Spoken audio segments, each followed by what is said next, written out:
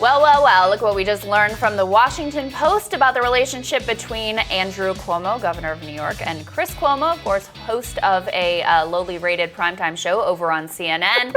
Apparently, Chris Cuomo was on calls with his brother, including his brother's staff and communications teams and outside lawyers to help strategize about how the governor should handle increasing revelations and allegations regarding sexual misconduct.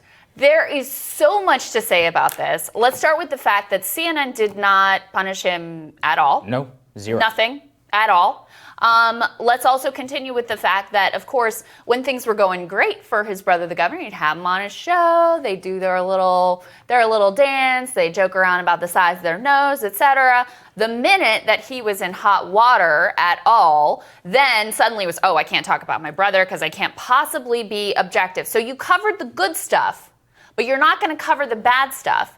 And now we see how any sort of pretense that you have journalistic objectivity is complete farce. That's right. I mean, look, we can all understand you not being objective about your brother. Then you shouldn't have covered him from the beginning, or you got to cover everything. And you certainly can't be in on the strategy calls with his campaign advisors and legal team. I mean, that's just clearly beyond the pale. I posted about this and somebody was like, well, he's just counseling his brother. What's the big deal? Okay, listen, a one-on-one call, I get it. Even though I still think that is inappropriate and that given journalistic standards, but human beings are human beings. Extend it to communication staff, extend it to the people in the governor's mansion. You're now a propagandist. You are now giving unsolicited advice as the host of a primetime show on one of the major 3 networks in America. You are now acting as a propagandist, helping to shape coverage, helping in order to, he knows what people respond to and what don't. That advice is worth millions and millions and millions of dollars, which is exactly why you're not supposed to do it when you're a journalist. And you happen to have those people on your channel when all the good times, but then during the bad times, you're like, of course, CNN's going to cover it, but I'm not going to cover it. It's outrageous, and it just happens over and over again. At least this time, it seems to have struck a nerve with many journalists. Chris Cuomo, in the depths of COVID, April 2020, April 14th, signed a multi-year, multi-million-dollar contract with CNN. That shows you that they were doubling down on his coverage. That's exactly when he was having his brother on his network. They know exactly what they're doing. They just hate whenever they get caught. And Ron Kim, friend of the show, let's put this up there on the screen. I respect his voice on this.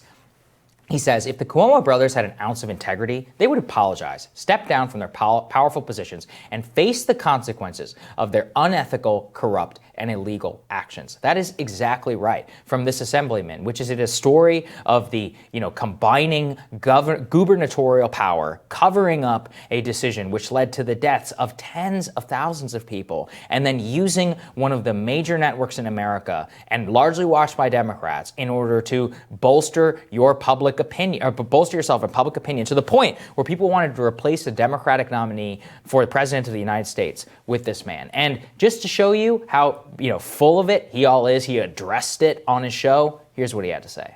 Being a journalist and a brother to a politician is unique and a unique challenge, and I have a unique responsibility to balance those roles.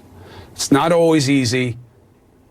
People can say and write what they want, but I want you to know the truth. How I helped my brother also matters. When my brother's situation became turbulent, being looped into calls with other friends of his and advisors that did include some of his staff, I understand why that was a problem for CNN. It will not happen again. It was a mistake because I put my colleagues here, who I believe are the best in the business, in a bad spot. I never intended for that. I would never intend for that. And I am sorry for that. Oh, okay. Not going to happen again. It's already happened multiple times. He has taken special resources from the state of New York whenever he could get tests for COVID and nobody else could back in April. Yep. He has repeatedly used his platform to bolster his brother's image in public opinion. Now he has outright participated in calls, and all he has to do is read some crappy hostage statement or whatever, which we know none of it means, and we all know that this is going to continue.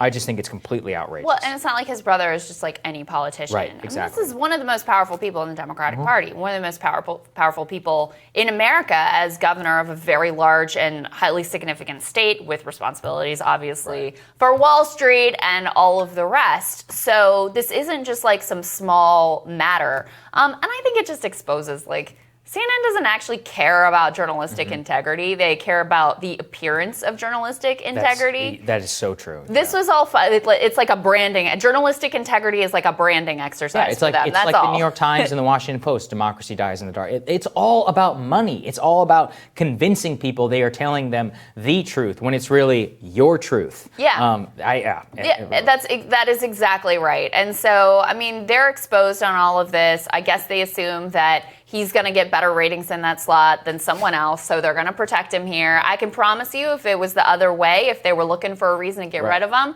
because he wasn't rating well, he'd be out. I mean, that's what this is really all about. It's a money and ratings and power game. He's got a lot of all three of those things, and so he's perfectly safe, and all he has to do is read that little statement and get back to his strategy calls with his brother. Congratulations, Chris.